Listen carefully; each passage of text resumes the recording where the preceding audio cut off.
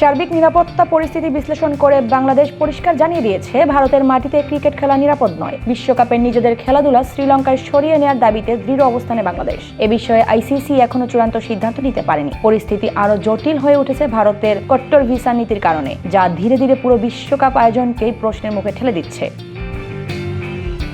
বিশেষ করে যেসব ক্রিকেটারের জন্ম পাকিস্তানে, তাদের জন্য ভারতের ভিসা পাওয়া এখন অত্যন্ত কঠিন হয়ে দাঁড়িয়েছে।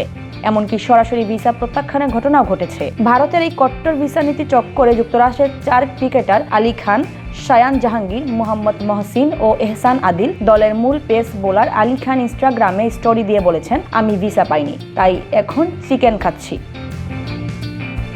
শুধু যুক্তরাষ্ট্র নয়, ওমান, কানাডা, নেদারল্যান্ডস সহ যেসব দলে পাকিস্তানি বংশোদ্ভূত ক্রিকেটার আছেন, তারাও একই সংকটে পড়ছেন।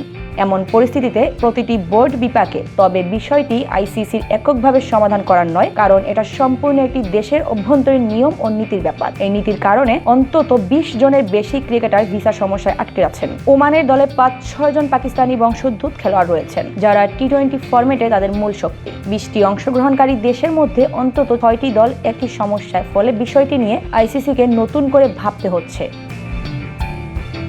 এর আগে 2025 সালের চ্যাম্পিয়ন্স ট্রফিতে ভারতের অংশগ্রহণ নিশ্চিত করতে আইসিসি 1 মাসের মধ্যে সংযুক্ত আরব আমিরাতে বহু ম্যাচ সরিয়ে নিয়েছিল।